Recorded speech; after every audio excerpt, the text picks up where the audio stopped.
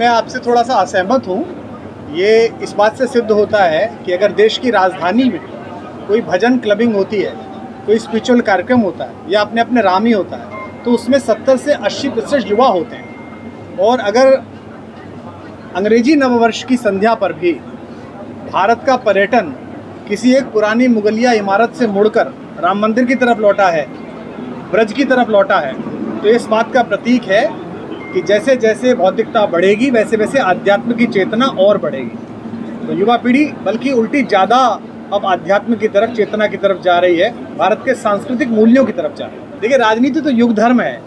दुर्भाग्य से नायक शब्द जो है, नेता शब्द जो है, वो समाज के हर क्षेत्र में होता है, लेकिन 47 के बाद वो रूढ़ होकर केवल राजनीति में आ गया।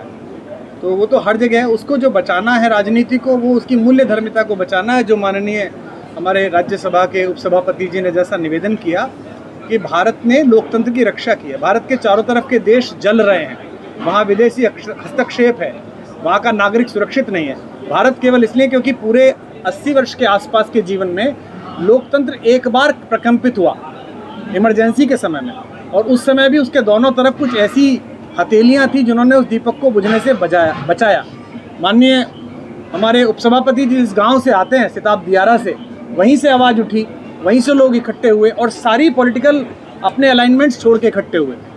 तो भारत का लोकतांत्रिक भविष्य जितना सुरक्षित रहेगा, इस देश की आर्थिक, आध्यात्मिक, सामरिक जो समृद्धि है वो उतनी सुरक्षित रहेगी। सबसे बड़ी बात है कि जो पत्रकार है वो दूसरी तरफ खड़ा हुआ है, जैसे आप खड़े हुए हैं, उसे एक नैतिक लाइसेंस प्राप्त है समाज की व्यवस्थाओं से प्रश्न करने का कि ये क्यों नहीं हुआ, ये क्यों नहीं हुआ।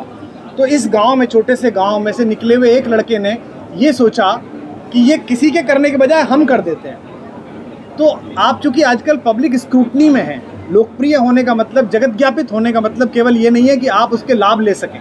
जो एक समय था पहले कि गाँव का प्रधान भी गाँव की स्क्रूटनी से बाहर था, अब देश का प्रधान भी स्क्रूटनी से बाहर नहीं है। 2000 रुपये का मोबाइल लेके एक ट्विटर अकाउंट बना के आदमी ट्वीट करता है और कहता है कि इसका जवाब दीजिए। ऐसे समय में इस गांव के एक लड़के ने यहाँ से निकलकर देश के सबसे बड़े विश्वविद्यालय में पढ़कर अपनी एक अलग पहचान बनाई और आपके क्षेत्र का एक नवाचार स्थापित किया, बिना किसी बड़े चैनल को लाए, केवल सोशल मीडिया के माध्यम से वो घर घर की आवाज़ बना। तो उसने सोचा कि मैं ऐसा क्या कर सकता हूँ जो लौटाऊँ। इसे हमारे यहाँ शास्त्र में पितृ ऋण कहते हैं। हमारे यहाँ 3-4 प्रकार के ऋण हैं, उनमें ऋषि ऋण है, पितृ ऋण है।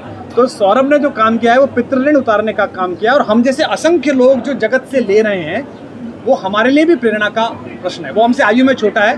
बुंदेलखंड को किसी एक नाम से नहीं बांट सकते आप, जिनका आप नाम ले रहे हैं वो ठीक है, लेकिन इसी बुंदेलखंड से नारी सशक्तिकरण की विश्व की सबसे बड़ी आवाज़ रानी झांसी भी यहीं से आई है। यहाँ रिश्तों को मृत्यु के बाद भी निभाने वाले हरदौल भी यहीं से आए हैं। वीरता के अप्रतिम प्रतिमान यहाँ छत्रसाल भी यहाँ से आए हैं। सुनते हैं बेतवा नदी का युद्ध याद अकबर को जब आ जाता था, सुनते हैं अकबर महलों में सोता सोता जग जाता था। तो भारत को वीरता की परिभाषा सिखाने वाला भी है। देखिए, आर्टिफिशियल इंटेलिजेंस के ज़माने में पुस्तकालय इसलिए साबित होगा कि आर्टिफिशियल इंटेलिजेंस खुद ही कह रहा है कि वो आर्टिफिशियल है और पुस्तक रियल है। तो पुस्तक जिस कल्पना जगत का निर्माण करती है, पुस्तक जिस सोच का निर्माण करती है, वो AI नहीं कर सकती और वो डिजिटल मीडिया नहीं कर सकता। बहुत धन्यवाद।